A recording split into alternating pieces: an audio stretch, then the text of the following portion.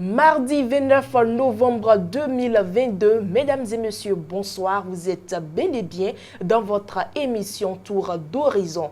Un atelier national sur les droits fonciers portant sur le thème crise d'approvisionnement alimentaire, genre et résilience a été lancé lundi 29 novembre 2022 à Cotonou. Charles Albandaoui et Patrice Ayonton pour le compte rendu.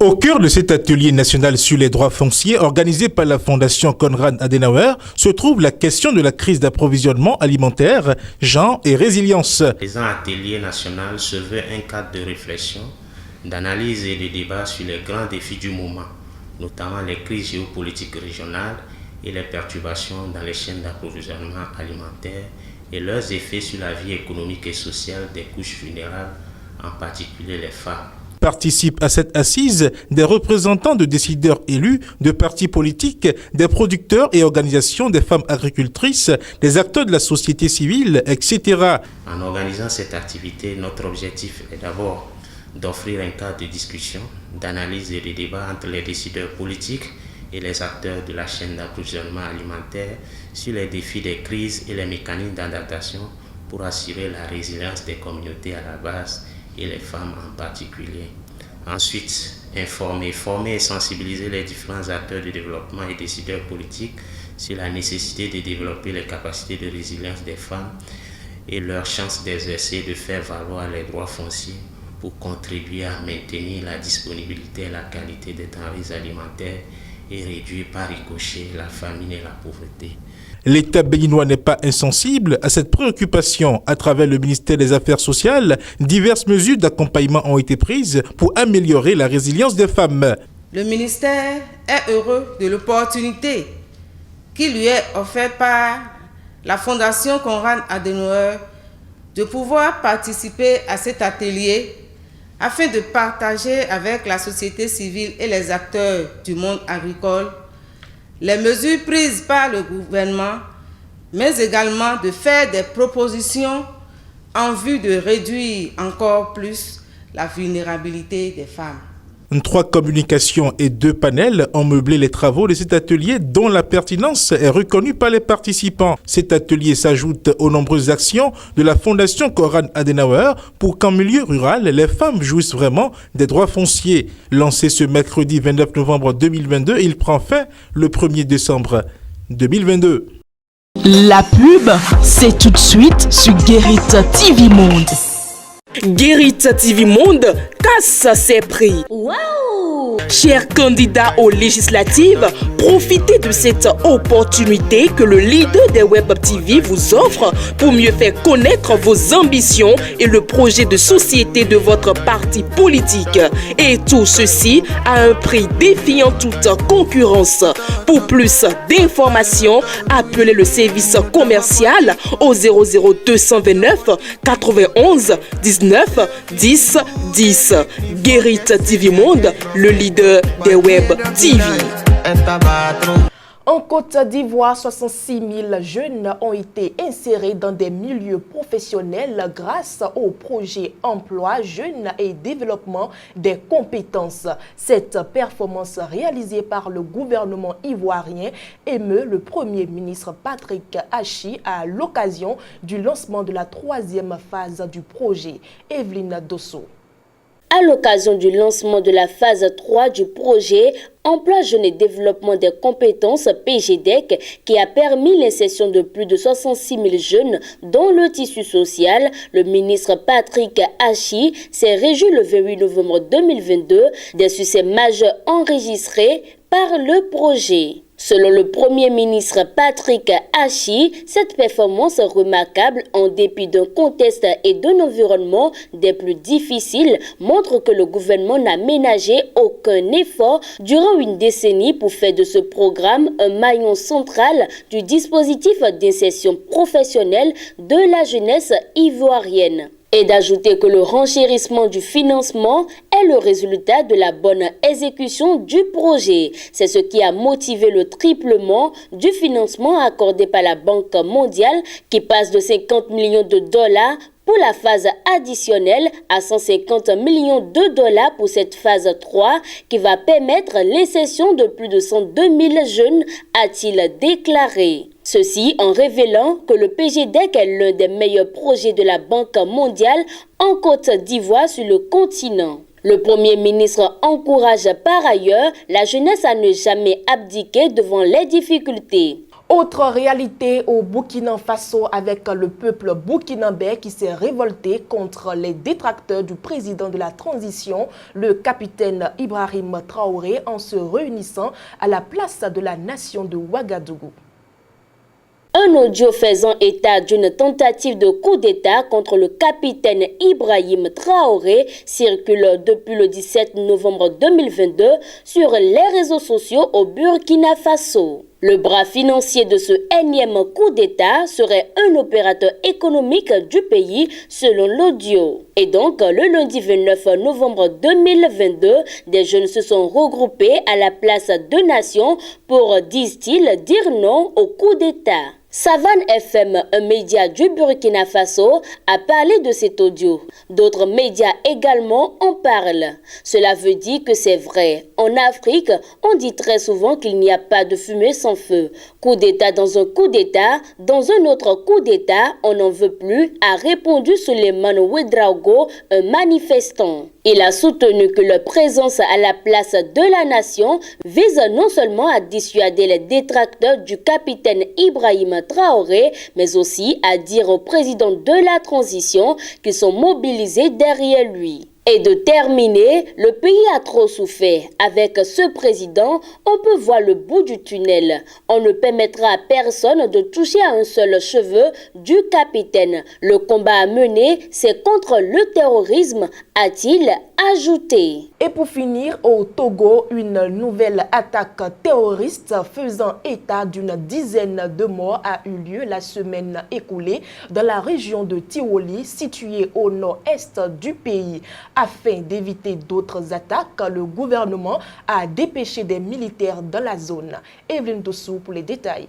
Au Togo, la localité de Tiwoli dans le nord-est du pays a été le théâtre de violents affrontements la semaine écoulée. Des hommes armés ont fait face aux soldats togolais déployés dans la zone. Selon plusieurs sources, au moins une dizaine de militaires auraient été tués. Selon RFI, l'attaque se serait déroulée en plein jour dans cette zone de Tiwoli, toute proche des frontières du Burkina Faso et du Bénin. Les assaillants seraient arrivés en grand nombre, entraînant un lourd bilan au sein des forces togolaises. Le nombre définitif de victimes n'est pas encore disponible, mais les opérations de ratissage sont toujours en cours, confie une bonne source.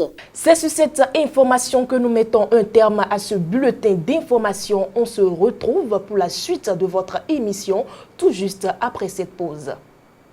Guérite TV Monde casse ses prix. Wow! Chers candidats aux législatives, profitez de cette opportunité que le leader des Web TV vous offre pour mieux faire connaître vos ambitions et le projet de société de votre parti politique.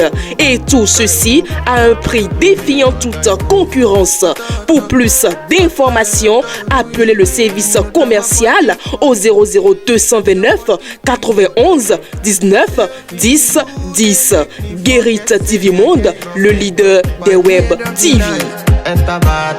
Dans cette première manche de la deuxième partie de votre émission Tour d'Horizon, nous laissons place à Mas Gaspard Adjamoussi pour la chronique du jour. Il nous parle de la Coupe du Monde Qatar 2022, fantastique marocain, espérance ghanéenne et des bonnes surprises à venir. Suivons-le. Coupe du Monde Qatar 2022, fantastique marocain, espérance ghanéenne et de bonnes surprises à venir. Le plus grand événement sportif au monde se déroule depuis quelques jours au Qatar. C'est la Coupe du Monde de football. 5 nations représentent le continent africain. Il s'agit du Maroc, de la Tunisie, du Ghana, du Sénégal et puis du Cameroun. Ces différentes équipes connaissent dans cette compétition des fortunes diverses et variées. Alors que les Tunisiens sont au bord de l'élimination À moins d'un exploit historique contre les champions du monde français, les Lions de l'Atlas du Maroc tutoient, eux, presque la qualification pour les huitièmes de finale de la compétition. Ce qu'il convient de retenir à cette étape de la compétition est que les équipes représentant le continent africain sont loin d'être ridicules. C'est le cas des Lions de l'Atlas du Maroc qui ont jusque-là un parcours fantastique et qui, selon certains observateurs, ont déjà largement réussi leur mondial. Les Marocains ont en effet totalisé en 2 matchs 4 points sur 6 possibles. Un match nul éclatant contre l'équipe vice-championne du dernier mondial, la Croatie, et puis une victoire nette et probante 2-0 sur les Diables Rouges de la Belgique, qui étaient également dans le carré d'as d'il y a 4 ans. Les fantastiques Marocains sont donc à un petit point du Graal, et cela paraît à leur portée, puisqu'ils rencontreront en 3e match de poule les modestes Canadiens. Les Black Stars du Ghana sont aussi dans une situation où ils ont totalement leur destin entre les mains. Après avoir perdu face aux Portugais de justesse 2-3, les Ghanéens se sont repris en battant les Sud-Coréens 3-2. Une revanche en l'air pour les Black Stars du Ghana, c'est de battre les Uruguayens pour accéder au tour prochain. Des Uruguayens qui avaient fermé les portes des demi-finales aux Ghanéens en 2010. Les Sénégalais qui se sont également repris après leur défaite d'entrée face aux Pays-Bas en dominant le Qatar, pays organisateur 3-1. Ce mardi soir face à l'Équateur, on saura si les Sénégalais ont pu assurer leur statut en se qualifiant pour le tour suivant. Enfin, les Camerounais et les Tunisiens ont aussi des chances d'accéder au tour suivant, même si ces chances paraissent minces et minimes, contrairement aux autres. Les Tunisiens doivent vaincre l'orgue français pour espérer passer et les Camerounais ont besoin de défaire les excellents Brésiliens. Mais on peut d'ores et déjà être fier de nos représentants à cet excellent et magnifique mondial de Qatar. Dans le forum de discussion de ce mardi 29 novembre 2022, nous recevons pour vous Charles Alban Daoui. Charles Alban Daoui, bonsoir. Bonsoir Latifat Kaweno. Affaire décès de 4 patients au CNHU de Cotonou, le verdict vient de tomber. 2 ans d'emprisonnement dont un an ferme et 200 000 francs CFA d'amende pour le chef division électricité du CNHU et son collaborateur. Quels sont finalement les faits qui leur ont été reprochés? Eh bien, ils ont été condamnés pour homicide involontaire et négligence. Quand on se rappelle un peu des faits, cela remonte au 7 octobre 2022 où sur la toile, on a commencé à voir des informations faisant état de plusieurs décès au service réanimation du CNHU suite à une coupure d'électricité. Par la suite, les autorités sont montées tout de suite au créneau pour situer les faits, notamment la direction générale du CNHU qui a sorti un communiqué dans lequel il a été précisé que non, il n'y a pas eu 11 décès comme on a eu à le voir sur les réseaux sociaux. Le ministère de la Santé également était venu appuyer cette version-là et finalement le nombre de décès s'est limité à 4. Mais on s'est posé la question de savoir quelle était l'origine de ces décès-là. Comme les informations qui ont fuité sur les réseaux sociaux ont eu à le dire, il y avait une question de coupure d'électricité au cœur de cette affaire-là. Une coupure d'électricité qui aurait entraîné les décès de ces patients-là qui étaient donc en salle de réanimation. La direction générale du CNHU a reprécisé les faits en disant que c'était des patients en situation de détresse et que voilà, c'est dans ces conditions-là que ces personnes-là ont dû quitter ce monde et ont donc présenté leurs condoléances aux familles éplorées. La réaction des autorités a tout de suite été donc de saisir la justice par la suite. Donc c'est ce qui a entraîné aujourd'hui le verdict qui est tombé ce jour même et qui condamne le chef de division électricité du CNHU et son collaborateur à 2 ans d'emprisonnement ferme, dont 2 ans d'emprisonnement, dont un ferme avec une amende de 200 000 francs CFA. Les 2 autres agents qui étaient cités dans cette affaire-là et qui travaillent dans une société qui est chargée donc de livrer l'oxygène au CNHU ont tout simplement été relâchés au bénéfice du doute. Alors dites-nous, quelles leçons peut-on tirer de cette affaire? Vous savez, quand on parle d'homicide involontaire et quand on parle de négligence, cela veut dire que les agents là qui ont été condamnés, on leur reproche quelque part de n'avoir pas fait ce qu'ils devraient faire ou du moins de n'avoir pas été suffisamment vigilants pour assumer les tâches qui leur ont été confiées au sein de cette structure-là que constitue le CNHU. Les leçons à tirer, il y en a plusieurs. Lorsque vous avez la plus petite responsabilité, notamment dans des structures aussi sensibles que le CNHU, où c'est de la question, il est question de maintenir des gens en vie, il est question donc de sauver des vies, il ne faut pas faire preuve de négligence. La deuxième chose, c'est de saluer un peu la promptitude des autorités face à cette affaire-là, parce que bon, des gens qui sont décédés, la réaction des autorités a été quand même prompte pour dire que la vie, elle est quand même sacrée. Et quand on perd 4 personnes qui sont des concitoyens, quelles que soient les personnes dont il est question, il faut reconnaître la valeur de la vie.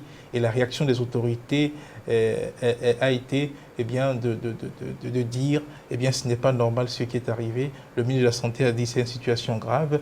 La justice a été saisie et le chef de l'État a saisi même l'autorité de régulation du secteur de la santé pour les amener à faire une enquête pour comprendre concrètement ce qui s'est passé. Donc je pense que ces réactions-là sont à saluer et ces réactions-là vont permettre à tous ceux qui travaillent dans ces secteurs-là, pas seulement au CNHU, mais dans d'autres structures, de savoir prendre les responsabilités qui leur reviennent et de savoir prendre très très au sérieux les tâches qu'on leur confie, surtout quand ils travaillent dans des unités aussi sensibles que les services de réanimation dans nos hôpitaux.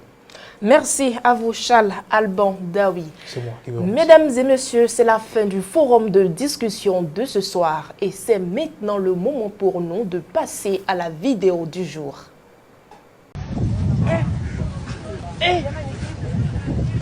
Aujourd'hui aussi, c'est... Le monde part en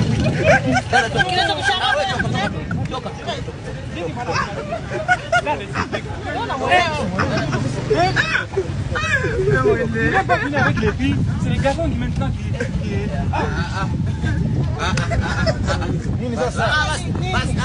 Non mais pas...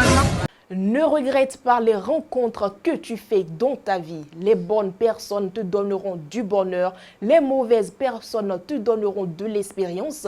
Les pires personnes te donneront des leçons. Et les meilleures personnes seront à jamais tes souvenirs. Sur ce, à demain.